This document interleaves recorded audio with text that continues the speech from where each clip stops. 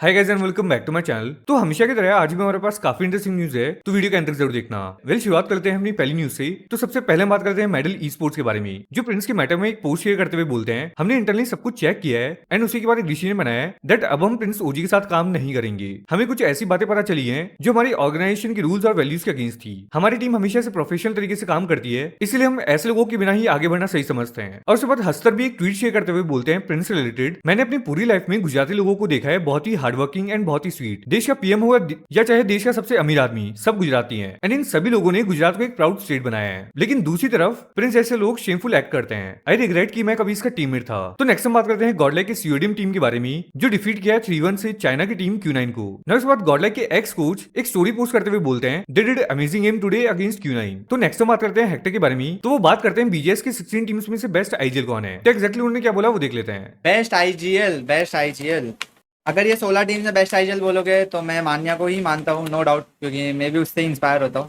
चाहे वो कैसा भी हो, बट मेरे को पसंद है। तो बेस्ट आईजीएल में मान्या को ही मानूंगा।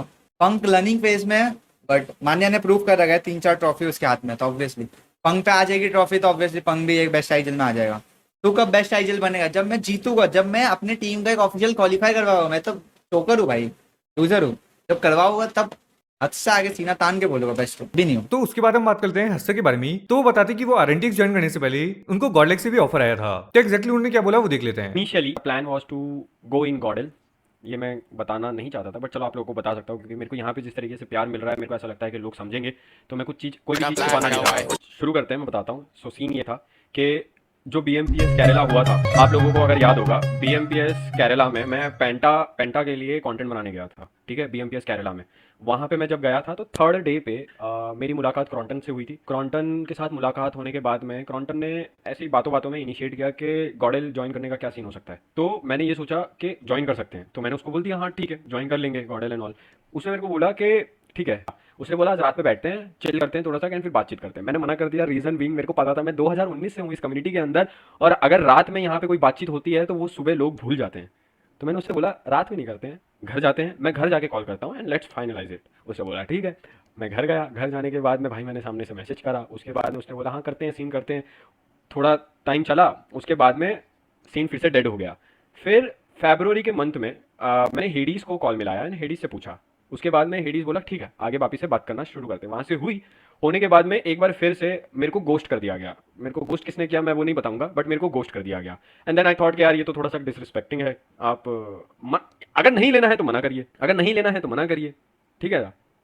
तो वो था, बट वो मना नहीं, दे वर लाइक हाँ आ सकता है आ सकता है आ सकता है आ सकता है।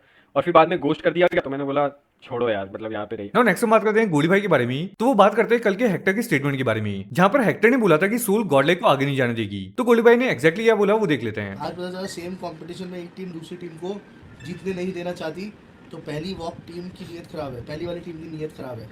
नीयत क्या खराब है भाई? कंपटीशन होता ही यही है। अगर नंबर 1, नंबर 2, नंबर 3 की रेस है, उसमें नंबर 2 तो चाहेगा ना नंबर 1 नहीं हार जीते। उसमें तुम राइवलरी बोल रहे हो या बैक एंड में क्या होता है, वो तो राइवलरी है ना भाई। हम तो अपने सारे स्पोर्ट्स एथलीट को बोलते हैं। मर्सी ने क्लियर बोला था इस बार पोकेमॉन को क्या कि कुछ भी हो जाए नंबर 1 ही आना है, चाहे आरएनटी। और आरएनटी को तो स्पेशली बोला था मर्सी ने, हराना ही हराना है। तो इसका मतलब मेरी आरएनटी का रिलेशन खराब है या हमारी नीयत खराब है? कॉम्पी अलग सीन है। कॉम्पी में हम मैं मतलब मेरी टीम होगी तो मैं तो किसी से हारना नहीं चाहता। मर्सी ने तो सीधा बोला था आरएनटीएक्स और किसी के 2 टीम के नाम लेके बोले थे, दूसरे का नाम नहीं लेंगे, कि इनको तो हराना ही हराना है, कुछ भी करना। यही तो एथलीट्स के अंदर डाला जाता है कि राइवलरी में हराओ भाई सामने वाले को, व्हाटएवर इट टेक्स। वही तो एक एथलीट है, हमें नहीं हारना। तुम्हें नियत खराब होना बोलती है। नियत खराब होती है लोगों की टाइम से पैसे ना देने, पेमेंटें आ गई वो पेमेंटें कहीं मिसयूज करनी।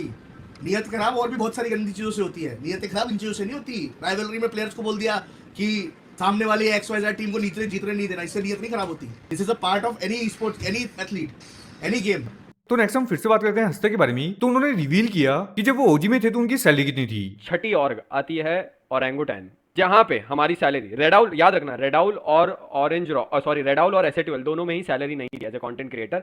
तीसरी ऑर्ग आती है हमारी ओरेंगुटैन कंटेंट क्रिएशन में, जहाँ पे हमारी सैलरी थी, कौन गेस करेगा? उस वक्त मेरे सब्सक्राइबर्स थे 1,90,000। आप लोग गलत हो, वैसे मैं बता सकता हूँ, अब तो उनकी सैलरी बता सकता हूँ क्योंकि 2 साल के ऊपर हो गया है, ठीक है। वहाँ पे ओरेंगुटैन में मेरी सैलरी थी 1,80,000 रुपये, 1,80,000 रुपये। H S salary was 70,000। तो नेक्स्ट हम बात करते हैं लेट्स गो ई स्पोर्ट्स के बारे में। तो एक ट्वीट करते हुए बोलते हैं बीच में प्लेयर्स को इन गेम हैवी लैग और फ्रेम ड्रॉप्स जैसे प्रॉब्लम्स फेस करने पड़ रहे हैं आज सुबह से, और इस पर रेगुलटॉक्स भी बात करते हैं अपनी स्ट्रीम पर इन गेम के प्रॉब्लम्स रिलेटेड। तो पहले वो देख लेते हैं। भाई गेम लैग हो रहा है ओनली iOS +1 शिवाय भाई। कल भी मैं ही यही बात कर रहा था, मैं सोच रहा हूँ आज आइको में स्ट्रीम कर लूँ, बट फिर वो आइको को अपडेट करना पड़ेगा गेम में सब कुछ, क्योंकि इतना लैग हो रहा है भाई। iOS डिवाइस में सबका हो रहा है चैट, इतना लैग हो रहा है, इतना लैग हो रहा है, इतना लैग हो रहा है कि हाथ से भी सही नहीं है भाई। बहुत ज्यादा ई लैग हो रहा है। हाँ भाई, अरे तो लॉबी में ही नहीं खुल रहा है गेम पे। अबे भाई साहब मैं सच बताऊं, लॉबी का गेम देख गाइस। गाइस वाइपर शांत, वाइपर वाइपर तेरा लॉबी लैग हो रहा है, एक बार चेक कर। हाँ लॉबी लैग हो रहा है देख लॉबी के। तो नेक्स्ट हम बात करते हैं सेंसी के बारे में। तो वह हेक्टर को थोड़ा फनी वे में ट्रोल करते हैं क्योंकि कल की स्ट्रीम पर हेक्टर ने सभी टीम के प्लेयर्स का लीक दिया। तो पहले वो देख लेते हैं। क्योंकि अभी रिसेंटली में 40% ओनरशिप आरएनटीएक्स की हमने हेक्टर को दे दी है। हेक्टर को सब पता है। कम्युनिटी मैनेजर क्राफ्टन का एसोसिएट कौन है? हेक्टर है। हेक्टर को ये तक पता है कि हमें बीएमपीएस में इनवाइट मिल गया। ना क्राफ्टन को पता है, ना हमें पता है, ना किसी को पता है, लेकिन हेक्टर को पता है। कमान हेक्टर भाई, मुझे पता लगा, मैं स्ट्रीम देख नहीं रहा था हेक्टर की। वैसे मैं देखता हूँ, मैं 3-4 लोगों की स्ट्रीम लाइक करके साइड में चलने रहता हूँ जब पीसी में, मैं पीसी पे था नहीं। तो मुझे पता लगा हेक्टर बोल रहा कि भाई हेक्टर बोल रहा स्ट्रीम पे कि वाइल्ड फैंस को बीएमपीएस का इनवाइट मिल गया। बहन चोद प्रैंक।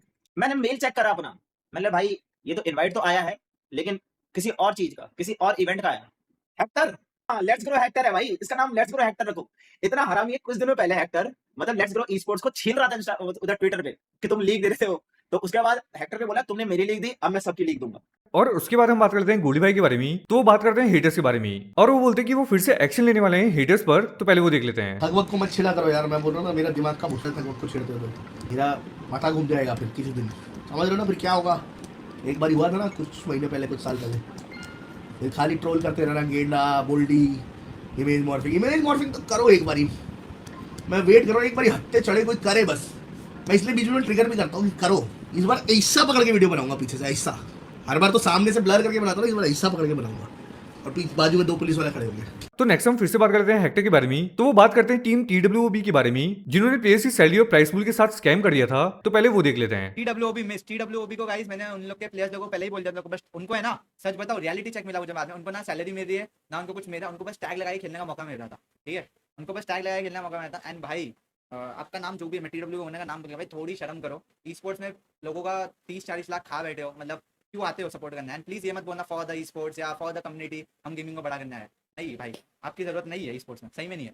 उससे अच्छा मत आओ, ई स्पोर्ट्स लॉट्स में चल जाएगी, बट ऐसा चूतिया बनाने वाली ई स्पोर्ट्स नहीं चाहिए हमें। ठीक है, सोचो ना इन प्लेयर्स लोगों ने इतनी मेहनत की सेमीफाइनल्स तक पहुंचा है भाई, उनको सैलरी ना कुछ है भाई। तो लास्ट टाइम फिर से बात करते हैं हस्सा के बारे में। तो वो बात करते हैं स्काउट के बारे में। तो पहले वो देख लेते हैं। स्काउट ने भी बहुत मदद करी इस चीज़ के अंदर। ही सेड के रोहित भाई ने सबसे पहले मेरे कॉल के बाद ही स्काउट से बात करी, एंड स्काउट सेड के he took my stand and said के बंदा टैलेंटेड है and he should be given a chance. So thank you very much Scout, thank you very much man. Even though मैं सच्ची बताता हूँ, जो लोग बोलते हैं कि थूक के चाटना है and all those things, and ये मावी के साथ कुछ कंट्रोवर्सी हो गया, सच्ची बताऊँ भाई, जब मावी के साथ सीन हुआ था, तो जब मावी के साथ सीन हुआ था, मावी के सीन के अंदर ये था कि मैंने अपना स्टैंड लिया था। मेरे को ये नहीं था कि मेरे को स्काउट की तरफ से बोलना है या किसी और की तरफ से बोलना है, ऐसा कुछ भी नहीं था। मेरा जो था अंदर, मैंने वो बोला था, और फिर बाद में मावी और मेरी बातचीत भी हो गई थी। और तब भी मेरी और स्काउट की कभी बातचीत नहीं हुई। हमारी पिछले 3 साल से बात नहीं हुई थी, जब से मैंने एस12 छोड़ा था। स्काउट और मेरी कभी बात नहीं हुई थी, लिटरली। मेरे पास उसका नंबर तक नहीं था। मैंने रोहित भाई से नंबर लिया है थैंक्स बोलने के लिए कि तूने मेरा स्टैंड लिया। तो मेरी कभी उससे बातचीत नहीं हुई थी, but still he took my stand and said के बंदा टैलेंटेड है, ले लो। ऑलराइट गाइस, आज के लिए मेरे पास इतनी न्यूज़ थी। मिलते हैं नेक्स्ट वीडियो में। थैंक्स फॉर वॉचिंग वीडियो को लाइक एंड चैनल को सब्सक्राइब जरूर कर देना।